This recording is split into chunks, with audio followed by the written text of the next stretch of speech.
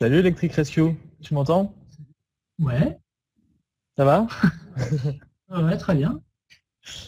Alors première interview interactive pour toi? De cette manière, ouais. Il y a eu de la radio comme ça par Skype une fois, mais enfin par Skype, pardon, par Internet comme ça, mais c'est vrai qu'en filmé, ouais, c'est la première. Donc tu seras en live toi aussi à la soirée Dream Nation, Oui. samedi donc soirée officielle de la Technoparade. Juste avant on avait Niveau Zéro qui était avec nous et hier on a eu les Dirty Phonics, donc voilà vous serez tous les trois à la soirée Dream Nation donc. Toi tu seras sur le floor techno je crois, hein. Ouais, ah bah oui. Donc ça sera samedi au Doc de Paris. Alors, on va parler un petit peu de ta carrière. D'ailleurs, toi, tu avais commencé un peu juste avant les premières technoparades, puisque les technoparades, c'est commencé il y a 16 ans, et toi, ça fait un peu plus de 20 ans que tu es dans le milieu de la techno, vraiment, Ouais, en fait, activement. j'ai découvert à peu près cette musique vers 88-89, un truc comme ça. Enfin, c'était vraiment D'accord. les prémices, on était vraiment très peu sur Paris à écouter cette musique-là. Et j'étais tout jeune, j'avais 16 piges, donc puis très vite, j'ai eu envie de mixer, de m'impliquer là-dedans. Et donc, je commençais à faire DJ en 90. Et après, sur les vraies premières grosses soirées, c'était 92. Donc, Mhm. ça fait bien longtemps. Et donc oui, donc tu as vu les premières technoparades. Est-ce qu'il y a un avant et un après pour toi, enfin, vis-à-vis de la perception de la techno dans le grand public en France?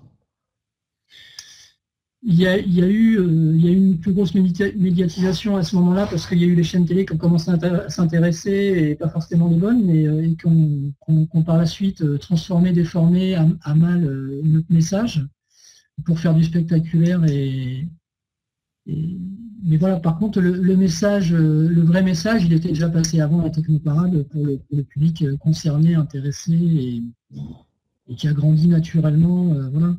Mais c'est vrai que Mhm. la technoparade, ça a découvert à Monsieur Tout-le-Monde qui regarde TF1 ou M6 cette musique-là. Après, il y a eu le phénomène de Free Party qui a alimenté ces chaînes de télévision et qui a transformé le message. Mhm. Donc ça a desservi au final, hein. Et bon, là, ça redevient un peu mieux. Maintenant, le message repasse un peu mieux maintenant. Mhm. Je trouve que le message est un peu plus artistique et de moins en moins voici public et toutes les conneries qu'on peut rencontrer comme médias inintéressants.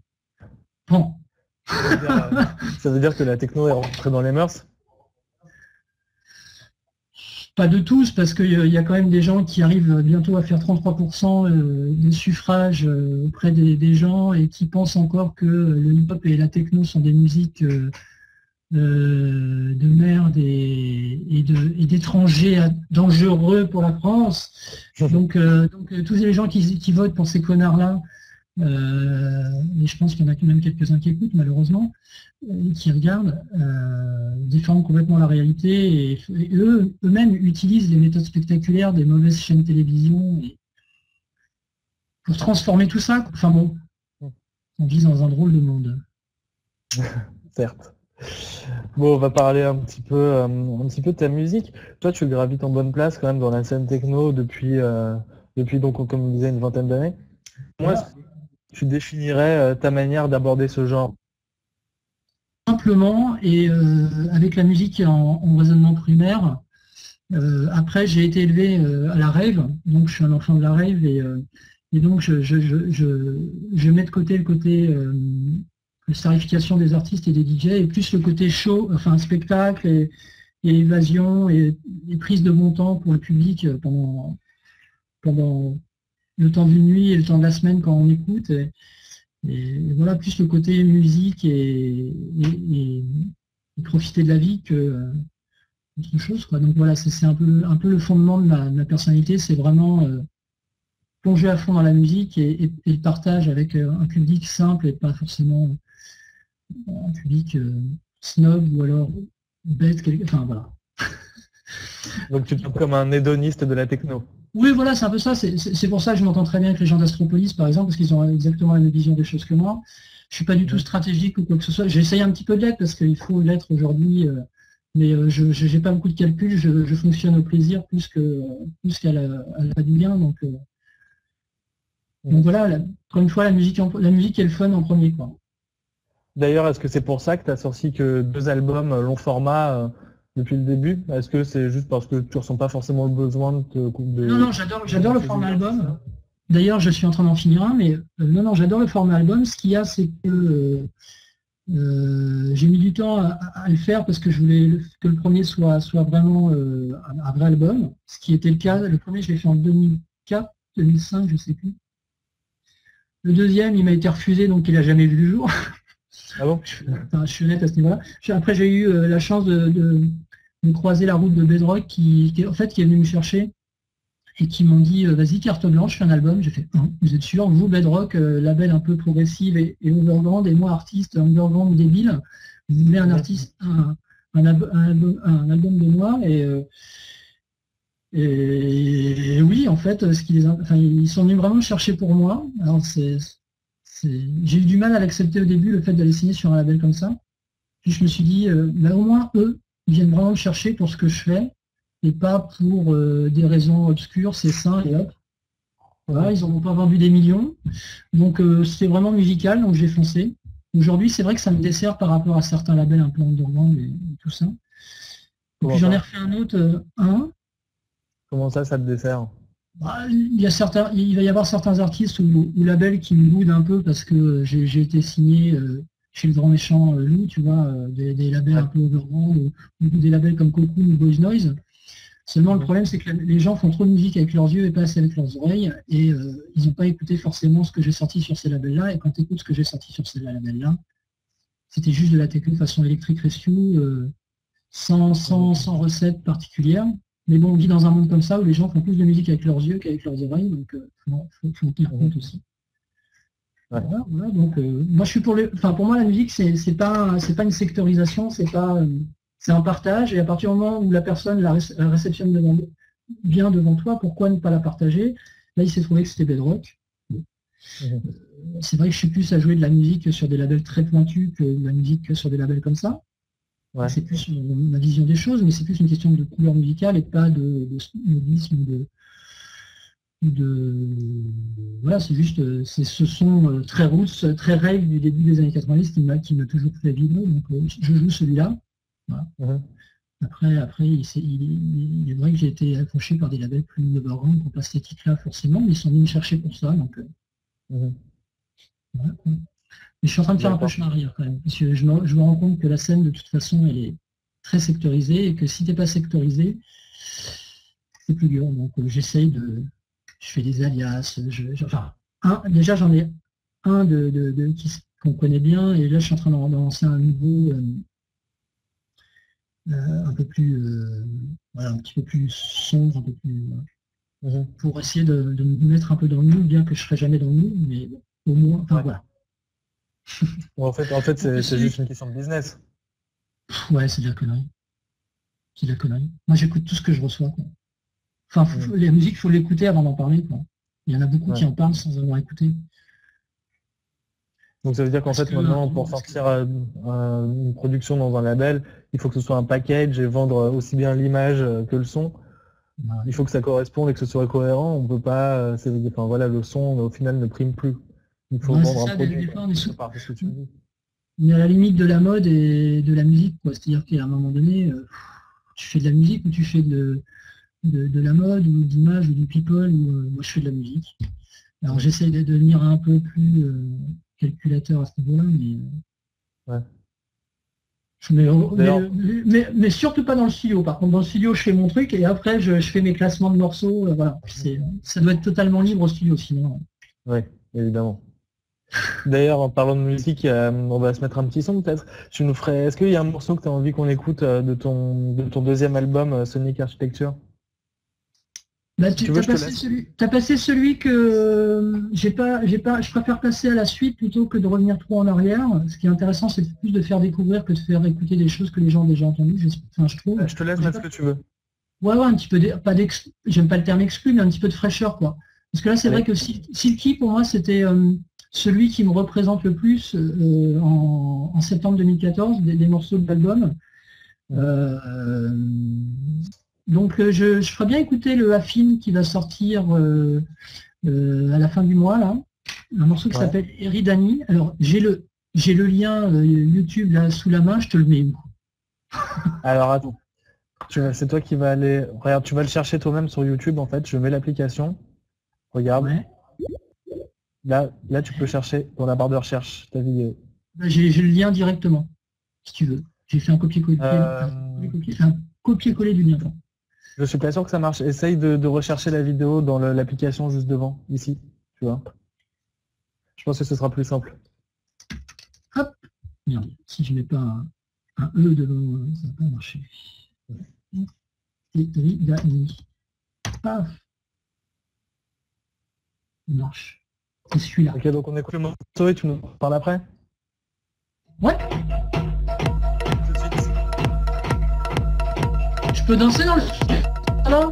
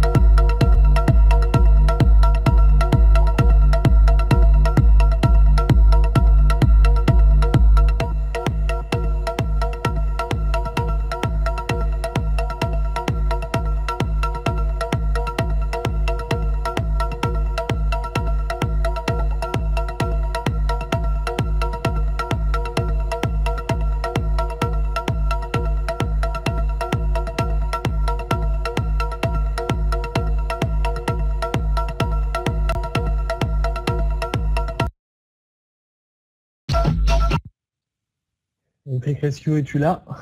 Je suis là. Cool, Si tout marche bien, je suis là. ça marche. Tu es là, Tout je marche. t'entends, je te vois. Tout le monde te voit et t'entend. Alors, c'est quoi ce morceau que tu viens de nous passer? Tu peux nous en parler un petit peu? Alors ça, c'est la face A du prochain Affine, c'est le numéro 147. C'est le label de Joachim Spitz. J'ai du mal à dire son nom, ça s'écrit Spieth. Je pense que ça doit être Spitz. Spitz. Je suis pas trop germanophone, mais qui est un super gars, qui a un super label, et je suis très content de faire ma première sortie sur ce label-là. Je pense qu'on va essayer de faire un petit bout de route assez long ensemble parce qu'on s'entend bien, et puis j'aime vraiment l'esthétique du label et ce qu'il propose en termes de pneus. Donc voilà, c'est le premier d'une longue collaboration, j'espère. Ça, c'est la face A, peut-être tout à l'heure la face B, comme vous voulez. Bah écoute, avec plaisir. Tu nous feras écouter ça. Ouais.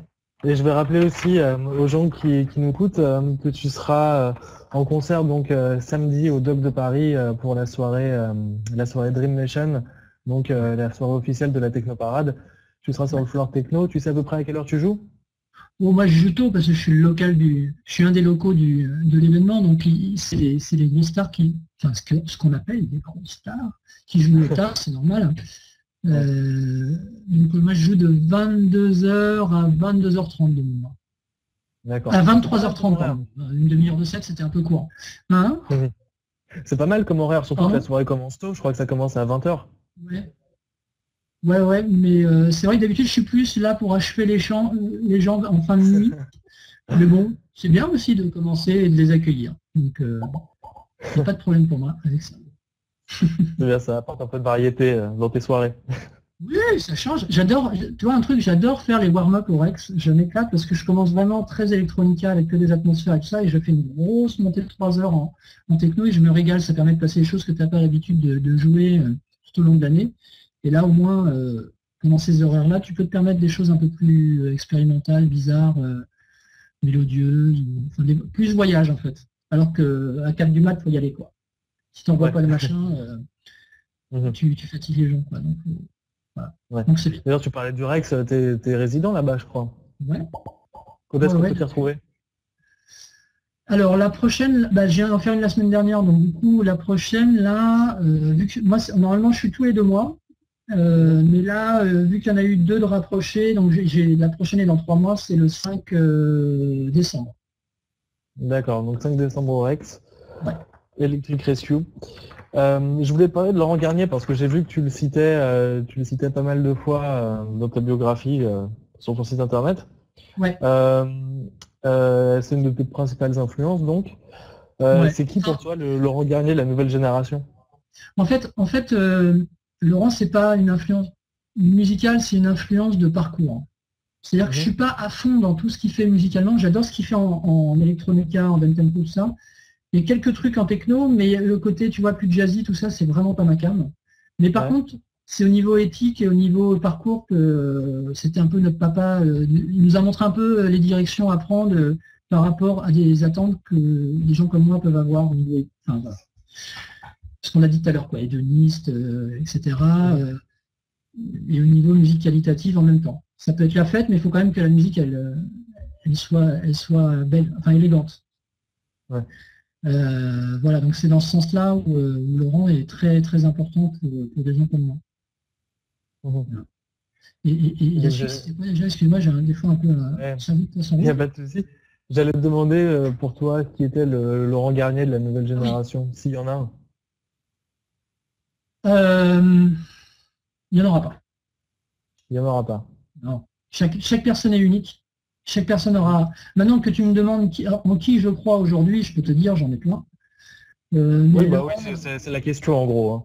Ouais, alors ceux en qui je crois, en premier lieu, il y a Tromer.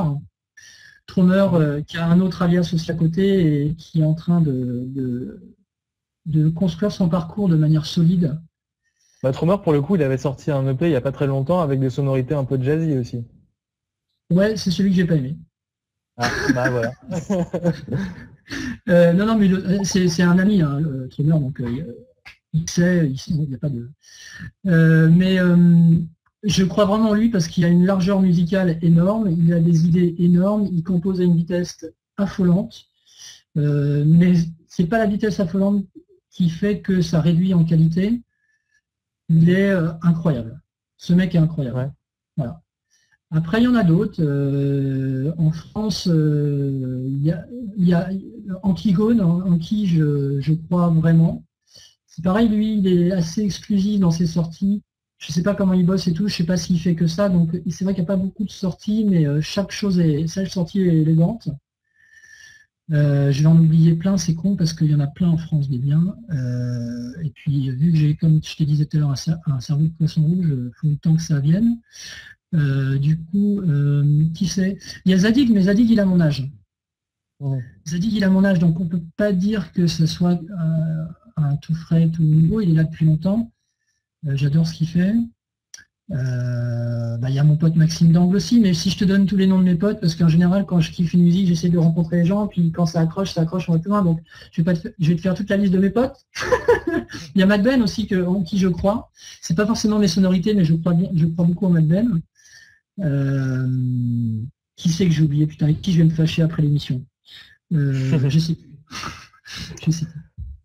Bon, Alors, en tout cas, de temps en temps, je ferai une petite aparté parenthèse, nom de que j'aime bien. Non, n'hésite pas à faire un petit placement produit de temps en temps, il n'y a pas de souci. Ah non, pas de commercial. Non, bien sûr. Non, c'est pas du commercial, c'est de la recommandation. Ouais. Mais ça, alors, oui, après, il y en a aussi dans les étrangers, mais là, on parlait de français. Hein, donc, D'ailleurs, où est-ce que c'est pour toi en ce moment la scène, le pays où en tout cas il y a la plus forte émulation en termes de musique électronique de manière générale? Les deux dernières années, c'était Paris. Hein. Ouais. Il n'y a pas à dire, c'était Paris. Évidemment, les gens vont dire ouais, mais il y a Berlin. Oui, mais Berlin, ça a toujours été, et puis ça sera toujours, et c'est le centre du monde techno, donc voilà. Mais l'effervescence on va dire, de l'année qui vient de passer, moi je pense que ce serait Paris quand même. Qu'est-ce qui te fait dire ça? Hein? Qu'est-ce qui te fait dire Paris? Pourquoi Paris? Le nombre de soirées remplies, enfin jusqu'à cet hiver, toutes remplies. Maintenant, là ça se régule un peu, mais il y avait des week-ends avec 7 soirées en même temps, quoi. Je sais pas si tu te rends compte. C'était les années 90 dernière, quoi. Il y avait 2 raves en même temps, 5 clubs, tu sais plus où mettre la tête, tout était bien. D'ailleurs, c'est toujours le cas, mais c'est moins excité que l'année dernière, quoi. Donc Paris, c'est vraiment... puis tous les bookers étaient à fond. De toute façon, ça se voit au nombre d'artistes qui viennent que les week-ends, en fait. Tu regardes, tu as tous les clubs, tu as la Machine, le Rex, les Concrete, le Bateau Phare, le Showcase, le nouveau Casino Blazart. Ça, c'est les clubs. Je vais me faire encore des amis, j'en ai oublié. Après, il y a toutes les rêves qui viennent derrière, que ça c'est les Weather, nous, les soirées play, les catapultes, les machins. La liste, j'en ai donné même pas la moitié, quoi, tu vois, donc c'est fou, quoi. C'est fou, il y a à part Londres et Berlin, il n'y a pas... voilà, quoi. Londres, c'est pareil, mais l'Angleterre, c'est le pays de la musique, donc voilà. Il y a toujours ici, pareil, un espèce de truc de roulement. Voilà, mais 2013, c'était la France, quoi. Enfin, en tous les cas, alors, et la France a suivi un peu, je trouve, quand même. Il y a beaucoup de trucs partout. Hein. Il y a Pierre-Yves qui demande si tu as déjà joué à Londres. J'imagine que oui. Oui, j'ai déjà joué à Londres plein de fois. Enfin, plein de fois. Ouais, ça commence. Ouais, rave et club. J'ai déjà fait merde. Oh, puis, alors, moi, encore une fois, mon cerveau j'ai fait les Potty Mouse Disco, ça c'était des teufs dans des endroits un peu genre loft ou alors ancienne usine, un peu façon play. J'ai fait le Egg Club. Qu'est-ce que j'ai fait d'autre comme club? Eastern, non, un truc comme ça, Eastern Club, South East Club, enfin bon, c'est un petit club 400 personnes en sous-sol à Londres. Qu'est-ce que j'ai fait d'autre? Je sais plus, j'en ai fait 5-6 dates à Londres. D'ailleurs, toi, tu joues un peu partout dans le monde. Bon, il y a toujours une petite querelle entre de savoir quel pays a le meilleur public. Est-ce que toi, tu as une opinion là-dessus? Ou est-ce que c'est partout pareil? Quelque Non, chose se non, ressemble. non, c'est pas partout pareil. Alors ça, c'est pas du tout vrai. J'ai mes préférences, ça c'est sûr. Ça dépend aussi de la personnalité, ça dépend de ce que tout. Moi, j'attends d'un public qui sont un peu débiles à se cacher avec le sourire et assez expressif. Et pour ça, franchement, hein, la meilleure place que j'ai trouvée dans le monde, c'est la Bretagne, quoi, pour ce genre de public. Après, il y en a. Mais voilà, c'est parce que, je sais pas, il y a un truc là-bas. Je pense que c'est aussi dû aux mecs d'Astro, qui ont vraiment apporté cet état d'esprit qui me fait rêver, quoi. Mais après, il y a des places comme Tokyo où les gens mais sont débiles en soirée, mais c'est génial. Et ils se lâchent, mais les 2 heures de set, c'était genre du peak time en non-stop, pas le temps de débander, rien, c'est comme ça tout le temps. Alors que tu as juste ramené un charlet, hop, tu mets un charlet, ils sont comme ça, donc c'est plaisant parce que ça met de l'essence dans le moteur du DJ, quoi. Ça te donne de l'énergie pour en mettre plein la gueule derrière. Donc voilà, il y a des places comme ça. Après, il y a des places comme le Brésil où ça va être plus dans le groove, dans le cul, c'est plus décotage et dans la sensualité, tout ça. Chaque place, après le Berlin, c'est plus le côté scientifique, techno, c'est sérieux, le Berlin. C'est cérébral. Ouais, la musique doit être très pointe. Enfin, au niveau musique, je pense que c'est là où tu dois jouer le plus, faire attention. Mais c'est génial, c'est génial aussi, quoi. Le Berghain, c'est mortel. C'est pas l'endroit que moi je préfère. En termes d'esthétique musicale, c'est un des endroits que je préfère, mais après, au niveau de l'esprit, c'est pas forcément celui que je préfère le plus. J'aime bien, attention, j'aime bien. On ne passe pas dire que j'aime pas. Mais c'est pas. Je préfère le côté plus libertaire de l'Astropolis, par exemple. C'est plus de simplicité et moins de plus libre. Londres, les Anglais ils sont géniaux. Enfin, tu vois, chaque endroit, l'Espagne, ils ont ça dans le sang. Voilà. Il y a des endroits où je ne suis pas allé aussi. J'aimerais bien savoir ce qui se passe aux États-Unis. Encore le temps. J'espère. J'espère. J'ai vu une autre question passer. Rien n'est jamais acquis. Hein? J'ai vu une autre question passer. On demandait ce que tu penses du film Eden. Je ne sais pas si tu en as entendu parler. Le fameux film qui retrace l'histoire de la French Touch. Non, je pas vu. Bon, de toute façon, je crois qu'il n'est pas encore sorti, donc tu donneras ton avis dans quelques mois quand tu l'auras vu, si jamais tu le vois. En fait, je suis pas hyper connecté aux médias, radio, télé ou même sur les sites. J'ai vu que je bosse comme un âne. Je ne prends pas assez de temps malheureusement de fouiller sur ça. Je fouille beaucoup, mais je vais fouiller sur de la musique. Fanzine Eden. Ah, Eden! Oh putain, j'ai compris le film. Bah moi aussi, en fait, j'avais compris le film, du coup, c'était pas précisé. Alors, j'ai pas vu passer cette question, mais écoute, je connais pas. Je suis désolé. Voilà, ok. Je suis honnête. Moi aussi, j'avais compris le film Eden, du coup. Il y a beaucoup de choses aussi en techno que je ne connais pas, on peut pas tout. De toute façon, il y a tellement de choses que tout suivre, il faut vraiment être... Et une autre question qui est passée, quand et où la prochaine Play? Alors Play, c'est un sujet sur lequel on travaille. On est en train de faire évoluer Play en fait. Play en tant que tel, c'est fini. Enfin, c'est pas fini. Pas fini. On va faire évoluer les choses. C'est en train de se mettre en place. Ça prend un petit peu de temps parce que le nouveau projet qui va suivre Play va être exactement dans le même état d'esprit. Ça ne bougera pas. Toujours relax, des endroits machin. Mais on veut faire changer un peu les choses, c'est-à-dire que ça fait 20 ans qu'on fait ça et il est temps de passer de faire évoluer, quoi. Faut pas que ça sente le fromage au bout d'un moment. Donc voilà, on est en train de faire évoluer les choses. L'esprit tarif pas trop élevé, ça va rester.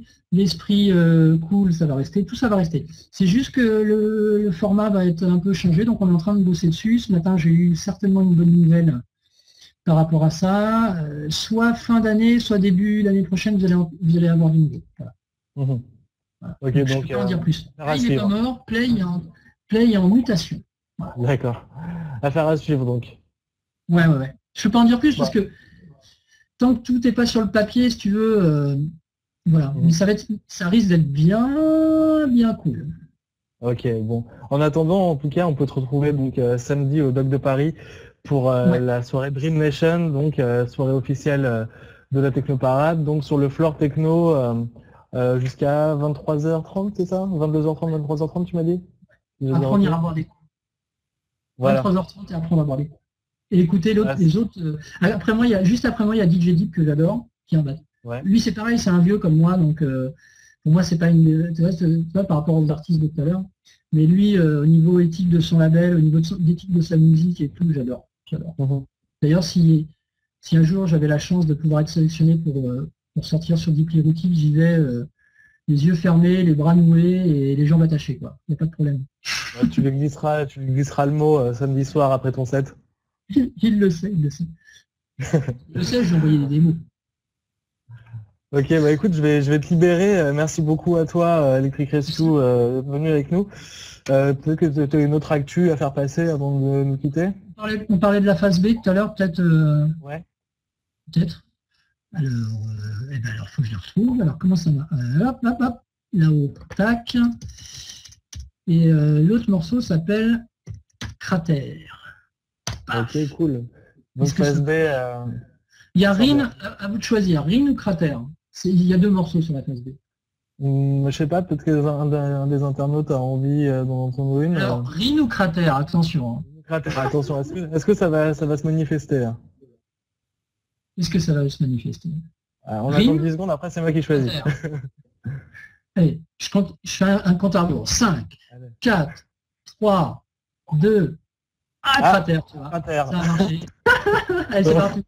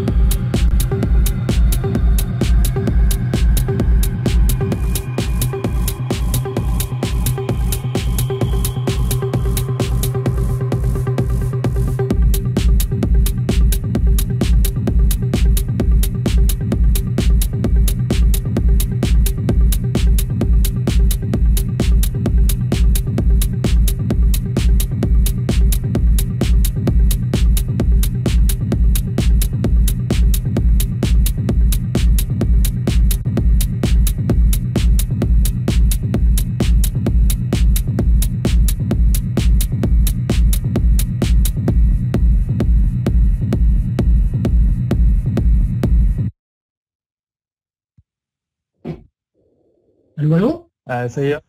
Ouais, ouais, ouais. Ah, Tu es voilà. là? J'en ai encore d'autres sous le coude, hein. Des noms. Ok, bah écoute, moi en Tout à tout l'heure. cas, j'ai noté les noms que tu as notés pendant le morceau. D'ailleurs, tu peux Ouais. nous réexpliquer un petit peu ce que tu avais noté à propos du morceau cratère que tu viens de nous passer?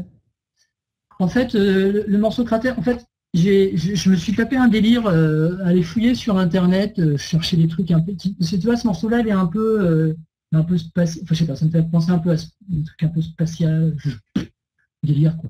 Donc, je me suis dit, tiens, des noms de planètes, des noms machin, puis je suis allé fouiller. En fait, je me suis rendu compte qu'il y avait toute une liste qui a été créée par des astrophysiciens, ouais, par astro machin, où il y avait toute une série, toutes les.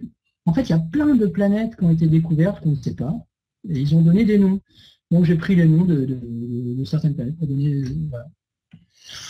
Mhm. J'ai réfléchi 5 secondes, quoi, en fait, hein. C'est pas plus, hein. Pas plus. Et après, j'ai copié, quoi. J'ai réfléchi un peu plus Son longtemps pour faire le inspiration. morceau, mais pour les noms, 5 secondes, hein, c'est pas plus. Après, ça fait mal à la tête. Ah, il y a Donc, Benoît qui te voilà, félicite pour ton morceau. Cratère Eridani, et l'autre, c'était quoi l'autre? C'était quelle catastrophe. Le dernier, c'était Rin. Donc tout ça, c'est des noms de planètes. Rim. Voilà. Ok, bah écoute, on se mettra Rim si tu veux, si tu l'as à la fin, du coup. D'ailleurs, je vais peut-être te libérer parce que c'est pas tout, mais il commence à se faire tard. J'imagine que tu as pas mal de choses à composer Moi, j'ai prévu encore. mon après-midi pour toi, donc si tu as envie de parler, on parle, hein. Moi, Ah bah écoute. je suis assis dans mon divan, tu vois. Bah écoute, vas-y, fais comme chez toi, prends-toi une petite bière, Non, mais écoute, tranquille. si tu veux, je sais pas quelle heure il est, mais Ah, on attends, il y a Benoît parlons qui nous jusqu'à dit, 15 heures si tu veux. ça marche. Il y a Benoît qui nous dit, qui te demande si tu peux nous dire un petit mot sur Moderne. Je connais pas. Ah, je Bon, ne c'est une connais pas. blague. Alors, tu peux C'est une préciser blague, c'est une peut-être. blague. C'est une blague, c'est une blague. Non, Moderne, c'est notre projet, bah, justement, avec Tromer et Maxime Dang. C'est un projet où, en fait, on est vraiment super potes, et plus que ça même. Et on parle tous les jours des heures et des heures. D'ailleurs, notre record de Skype avec Tromer, c'est 3h46. Bref, Ah, pas mal. pas mal quand même. Donc tu vois, c'est pour ça que je te dis, je peux te tenir le crachoir pendant un moment. Tu sais, moi qui me parle de musique, je te parle 2 jours de musique, il n'y a pas de problème, hein. En fait, donc le projet avec Stromer et Maxime Lang, c'est moderne, et on bossait toujours ensemble à se demander des idées, des machins, on s'échange des trucs et tout. Puis au bout d'un moment, on a fait, mais on fait pas. Je faisais déjà des battle live avec Maxime, puis on s'est dit, mais pourquoi pas un truc à trois, on branche plein de machines, c'est un gros bordel, et puis on verra ce que ça. Puis on a la même approche des choses globalement, on a quelques différences de personnalité, des choses comme ça, mais en fait, c'est cette culture des différences qui fait qu'on arrive à créer moderne et à donner ça. Et puis d'un live, et on s'est dit, bah, vas-y, morceau, label, on verra, quand on s'en fout, on se fait plaisir. On a tous notre carrière entre guillemets à côté, ça fonctionne gentiment, donc puis en fait, ça a pris direct. On a eu cette chance et bah, on cultive cette chance. Voilà. Et donc on s'échange des fichiers. On fait nos morceaux, on commande des morceaux, on se les envoie, on se les refile, on se fait des allers-retours par internet. Tiens, parce que bon, il y en a un qui habite à Valence, l'autre qui habite à Issy-les-Moulineaux, et moi j'habite dans la Pampa entre Beauvais et Gisors, donc c'est difficile de se rassembler tout le temps. Donc on se rassemble pour les dates, et puis de temps en temps on arrive à se croiser autrement, mais c'est quand même assez rare. Donc on s'échange tout ça par internet, on a des stations de travail assez compatibles, donc voilà, voilà. Là on a déjà un morceau pour le prochain, on est en train de faire les autres. Il va arriver vers la fin d'automne, je pense, le Modern 4. Puis on va continuer tout comme ça, on va essayer d'en faire 3-4 par an, et puis en live on s'éclate. Donc, puis plus ça va, bientôt c'est un gros bordel, on rajoute des machines à chaque fois, donc je sais pas comment ça va finir un de ces 4. Là déjà on prend 4 mètres de large quoi, sur scène, avec 1 mètre de profondeur. Et vraiment, les machines sont. Donc, mais bon, c'était le délire, quoi. C'était vraiment de faire un gros bordel. Pour l'instant, je touche du bois, on a du bol, ça plante assez peu par rapport au nombre de machines. J'espère que ça va rester comme ça. Et voilà, quoi. Non, on ne peut pas donner plus de moderne, parce que je vois une petite question là. On veut plus de moderne. Si on donne plus de moderne, on va perdre le truc, quoi. Moi, je vois personnellement. à un moment donné, j'ai beaucoup trop sorti et au final, c'est pas bien, quoi. C'est pas bien. Donc, c'est aussi pour ça que je crée Dotalia, c'est pour, vu que je suis, comme Maxime et Romain, donc qui sont preneurs et Maxime, on produit beaucoup, on est des assoiffés de studio, donc on produit beaucoup, et du coup, quand tu produis beaucoup, bah, tu envoies tes démos, puis quand tu as eu la chance d'avoir quelques signatures sur des gros labels avant, bah, c'est vrai que tu as plus de demandes, etc. Il faut apprendre à dire non, et après à diviser, faut rendre les choses un peu moins présent pour pas étouffer, en fait. Donc plus de moderne, je pense pas, non. Non. D'ailleurs, je me demandais, est-ce que toi, J'ai tu envie fais de prendre partie... une question que j'ai vu passer, c'est pour ça. Oui, non, mais t'as bien fait. Écoute, l'interface est faite pour ça, justement. Donc, ravi que tu le fasses. Moi, je me demandais, tu parlais tout à l'heure du nombre de machines et tout. Est-ce que tu fais partie de ces accumulateurs compulsifs de matos et qui ne s'arrêtent jamais d'acheter les derniers gadgets sonores possibles, inimaginables? Je suis totalement l'inverse. Ouais. C'est-à-dire qu'avant, il fallait beaucoup de machines pour avoir, pour pouvoir faire de la bonne musique. Aujourd'hui, il suffit, enfin, et des bonnes idées. Aujourd'hui, il suffit d'un ordinateur et des bonnes idées. Alors, j'ai pas qu'un ordinateur, j'ai plus que ça, mais je suis pas un matérialiste du tout. Moi, ce qui m'intéresse, c'est le résultat. C'est pas le résultat est de prendre du plaisir pour le faire. C'est pas je suis pas un collectionneur, je suis pas tout ça. J'ai revendu toutes mes machines quand l'ordinateur est arrivé et que la musique pouvait devenir de qualité avec l'ordinateur. Je l'ai complété juste après parce que je me suis rendu compte qu'avec un ordinateur tout seul, c'était quand même limite. Donc je me suis acheté un système de sommation pour avoir un son analogique, traiter un son de mixage en analogique, mais faire quand même beaucoup de choses avec que du plugin. Et j'ai quand même agrémenté, j'ai 4 synthés analogiques en plus. Voilà. Enfin, j'ai 2 synthés analogiques et j'ai une TB3 et TR8 que j'ai acheté récemment en fait. Voilà. Après, tout le matériel que j'ai, c'est plus pour le traitement sonore, pour avoir la qualité de son. Voilà. Mais après, les synthés, tout ça, je les ai eus avant.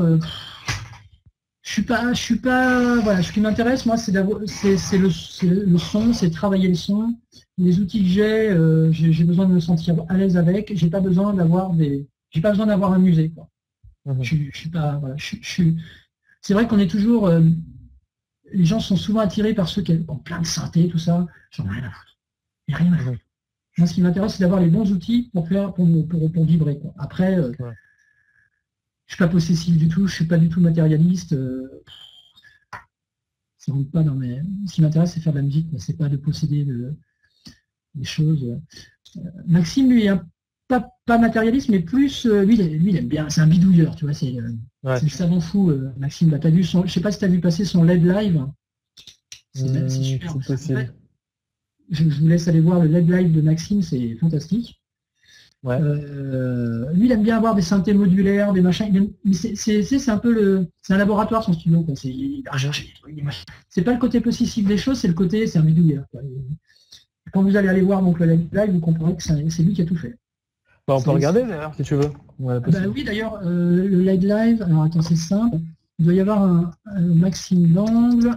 J'ai trouvé le truc. Je l'ai mis sur mon Facebook, Maxime d'angle LED Live. C'est un ouf, Maxime.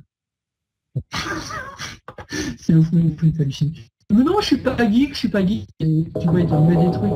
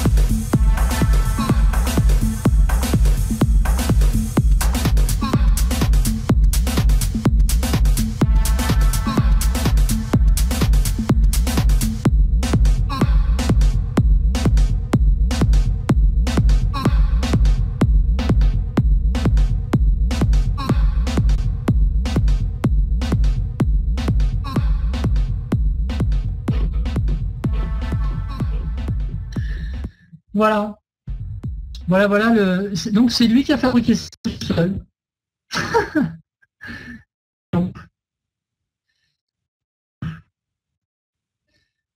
Je vous entends plus, vous êtes toujours là? Désolé, c'est bon, désolé, c'était ma faute. Ah, ça y est, je t'ai récupéré. Il y a Simon qui demandait tout à l'heure quand est-ce que sortait le vinyle de Dusty sur Skyfrom.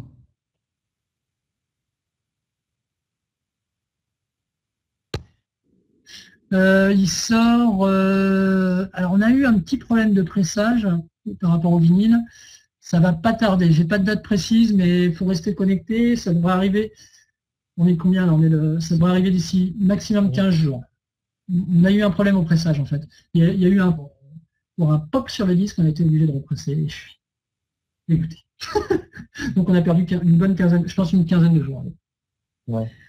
Bon, donc ça arrive. De toute façon, on tiendra au jus sur Facebook et Twitter et tout ça de la date de sortie. En tous les cas, il est déjà en précommande si vous voulez, si jamais vous vous sentez en vinyle de le trouver, il est déjà en précommande. Vous pouvez le trouver sur le Facebook de Scriptum. Il y a le lien et tout. Si jamais vous êtes convaincu, on peut le trouver là. Ok, donc Scriptum, Dusty sort bientôt, déjà en précommande. Donc là, je vais rappeler quand même la principale actu là, c'est ton live samedi soir à DJ samedi soir. DJ 7. Ouais. Samedi soir. C'est samedi soir, donc il y a la soirée Dream Nation à Paris, l'officiel, l'after officiel de la Technoparade. Donc tu seras sur le floor techno, donc un peu avant minuit, 22h30, 23h30. Ouais. Donc tu as déjà prévu ton set ou tu fais ça un peu au dernier moment? Non, 5 minutes avant, je vais voir comment je vais commencer avec les 3 premiers disques et après, ouais. J'ai jamais préparé un set. Donc tous tes sets sont différents. Il y a des similitudes parce que selon les périodes, il y a des disques qui vont tellement me marquer que je vais les jouer quasiment à tous les sets. Ouais. Mais non, il n'y a jamais, jamais, surtout pas, jamais. C'est le public qui dit où il est, je vais le chercher où il est et j'essaye de l'emmener là où je veux en fonction de comment je les sens. Enfin, c'est vraiment, alors là pour le coup, je suis incapable. Je sais qu'il y a 5-6 disques que je passerai parce que j'ai envie de les passer parce que c'est les morceaux qui me font le plus vibrer du moment, notamment d'ailleurs un morceau de Maxime Lang, on pourra peut-être écouter tout à l'heure, qui s'appelle DNGLS, et le morceau c'est Vultura. Alors là, ce morceau, c'est mon morceau du moment, Maxime. Ce morceau-là, il est fou. Je l'ai loupé pour Scriptum. Pourtant, tu vois, on se parle tous les jours avec Maxime, mais il me l'a envoyé et j'étais à moitié en vacances en Bretagne, à rien faire. Et le morceau il est rentré là, il était là, j'étais en vacances, puis après il l'a signé sur le label, nouveau label de Sian Anemone. Et quand j'ai vu ça, j'ai fait non mais c'est pas possible d'avoir raté ce morceau-là pour Scriptum et tout. Et bon, c'est la vie. Je n'avais qu'à pas partir en vacances. Non, il faut les vacances. Nouvelle question de Benoît qui dit comment se passent les lives modernes, vous jouez les morceaux bruts ou est-ce qu'il y a une part d'impro?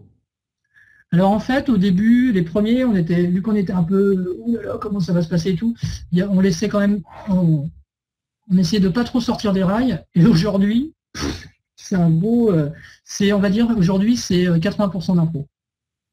C'est-à-dire qu'il y en a un qui, on se parle même pas, enfin si on va se parler, on va les voir, attends, je vais faire ça, blablabla. Enfin, c'est toujours toujours dans le rapide, mais c'est 80% d'impro aujourd'hui. On a des sources sonores, hein? Il n'y a jamais de cafouillage? Si. Sinon, sinon c'est pas du live. C'est pas.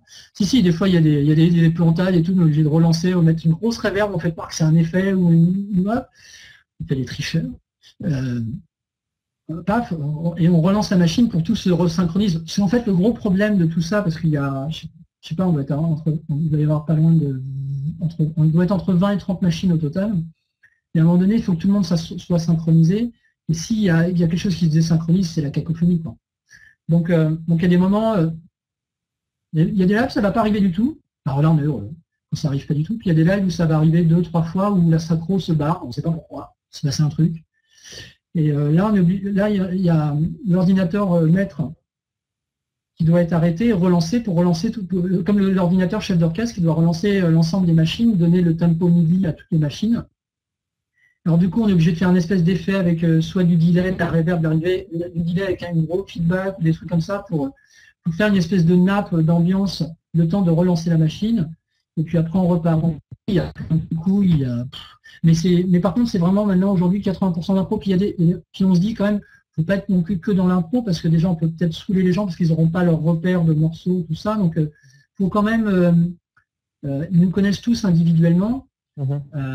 Donc ils aiment bien aussi qu'on leur donne des morceaux un peu plus individuels et puis on donne aussi quelques morceaux modernes. Bon.